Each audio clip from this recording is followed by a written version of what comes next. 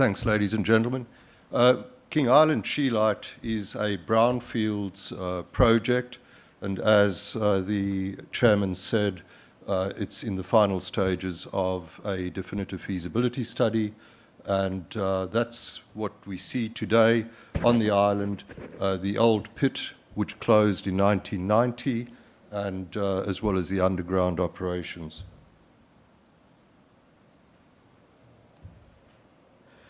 It's certainly the highest grade tungsten deposit known to us in the world. We are running at a resource of 0.9%, and to give you some comparative with the other projects in the Western world, there's one opening up in Spain at the moment, which is 0.26%, and one in Portugal, which is less than 1%. So at 0.9%, it certainly puts us in the highest category in the world. It's low cost. We estimate the capital cost of developing the mine, including the mobile mining equipment, to be some 65 million Australian dollars, and the OPEX will be something of the order of 130 dollars per metric ton unit of WO3 produced. All our approvals have been granted. That's mining lease, EPA approvals. So the approvals comprise, and you'll see the development plan shortly, is for an 8.5-year open cut mine.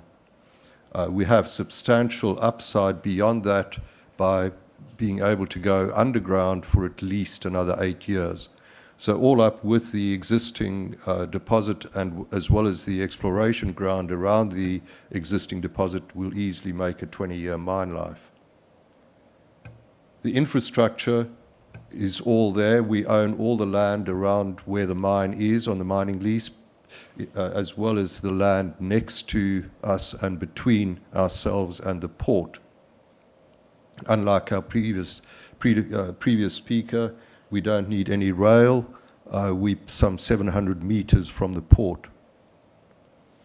We recently signed our first offtake agreement with a company called Wolfram Bergbau.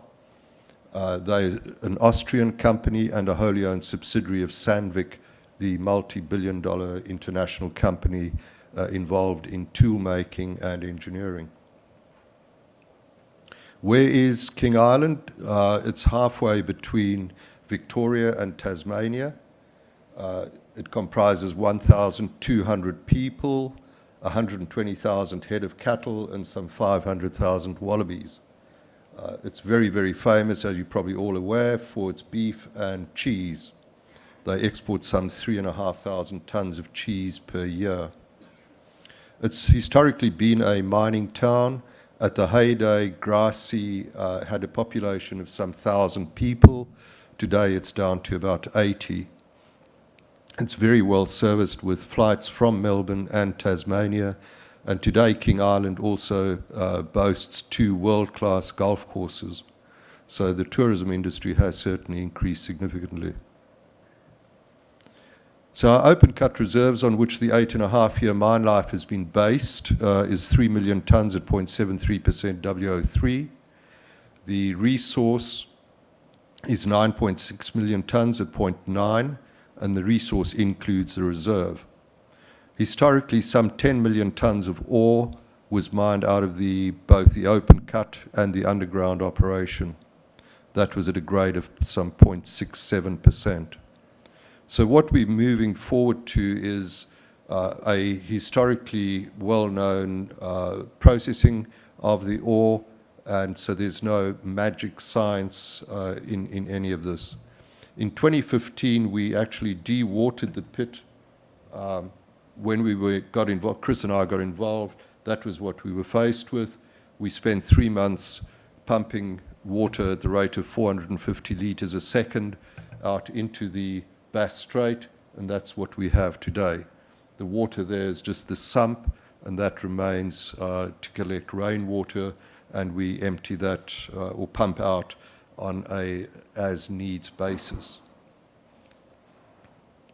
So our development plan is for an fully approved for 8.5-year open cut mine, producing some 400,000 tons of ore per year, and that will convert into some 215,000 metric ton units of WO3.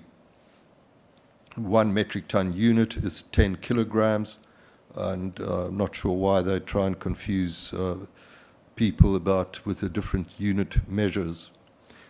What we propose doing is to crush the ore and then process it through a simple gravity circuit comprising spirals and tables. Some of the tails coming off that circuit will then go into a simple flotation circuit and produce a float con.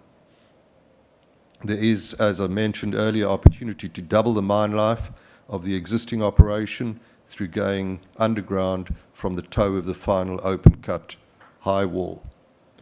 The development plan, that's the existing pit. We propose going much deeper and extending the pit to the east. The overburden coming out of that pit there will be deposited here as reclaimed land. It will then be topsoiled and revegetated. The processing plant will be there, and that's the harbour where we'll export our product from. That is the main harbour of King Island, so all the equipment and consumables for the island come in through that harbour and get exported through that harbour. So the infrastructure that we recently, as I said earlier, acquired the Portside Links property, and that's that property depicted there. So that acquisition has given us a lot more options in terms of operating the mine and also looking at different options in terms of infrastructure. The port accommodates some 5,000-ton vessels. It's serviced on a weekly basis from Victoria as well as Tasmania.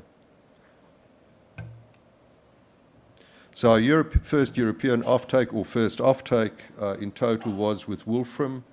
They're a leading supplier of powders. So they convert our concentrate, which we anticipate being between 60 and 65% WO3. They will convert that into an intermediary product called APT, or ammonium paratungstate. From there, they then convert that further into powders, which they on-sell. The contract is for 140,000 metric ton units, or 1,400 tons of WO3 over a 4-year period.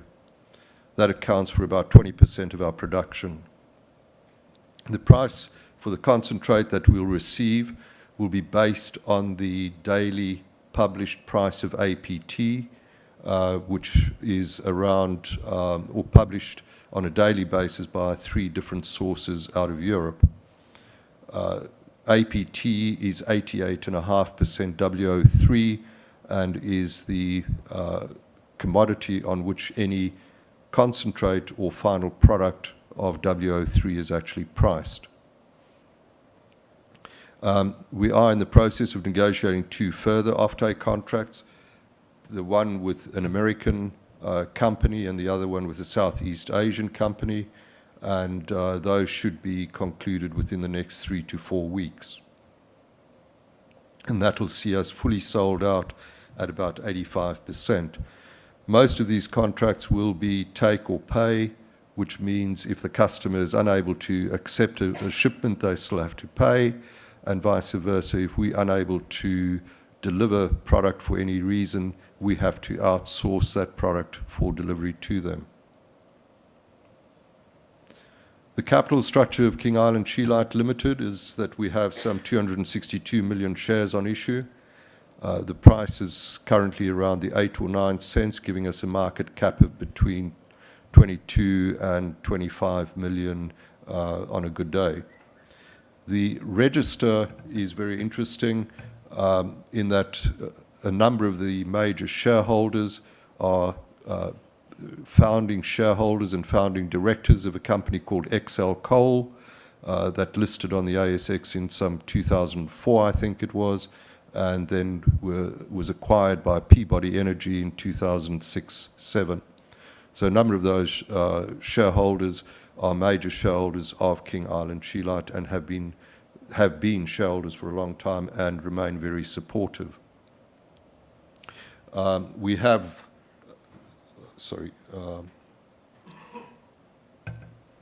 one shareholder, Hunan Non-Ferrous, which has been there for some 10 years, and they were previously involved in a joint venture with the company to develop an underground mine at King Island, but that was dissolved in 2011, 2012, when Hunan was taken over by Min Metals. But 80% of our share register is owned by some 20 shareholders. The board comprises myself, Chris Ellis, a geologist, and Greg Hancock.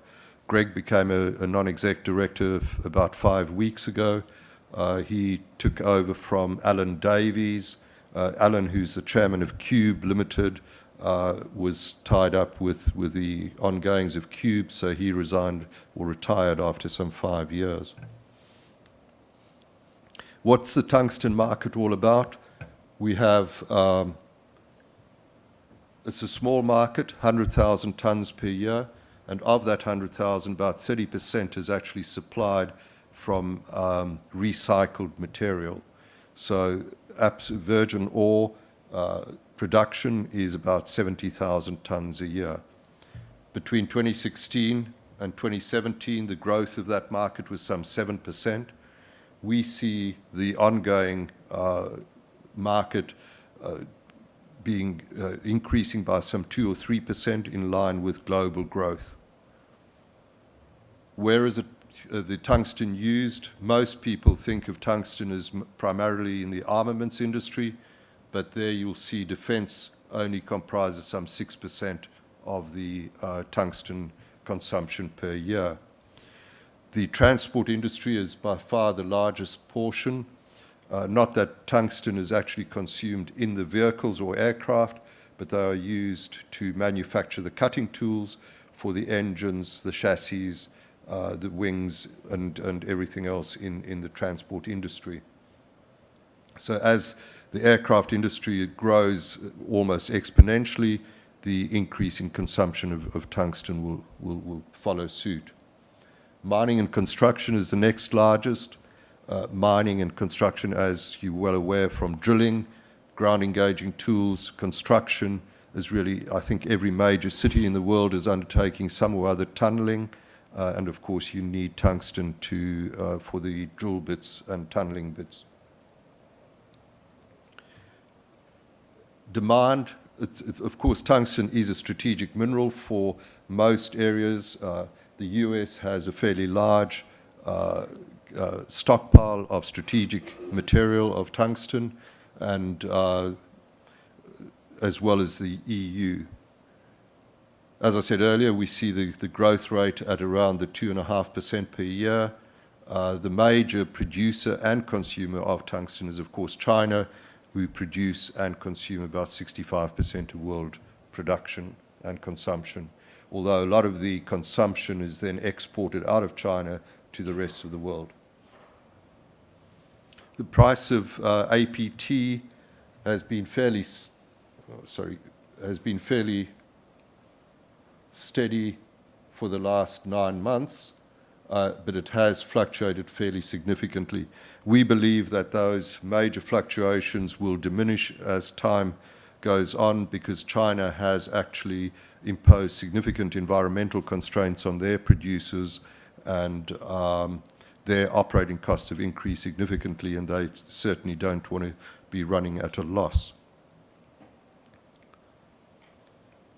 Our timeline, we've signed offtake agreements.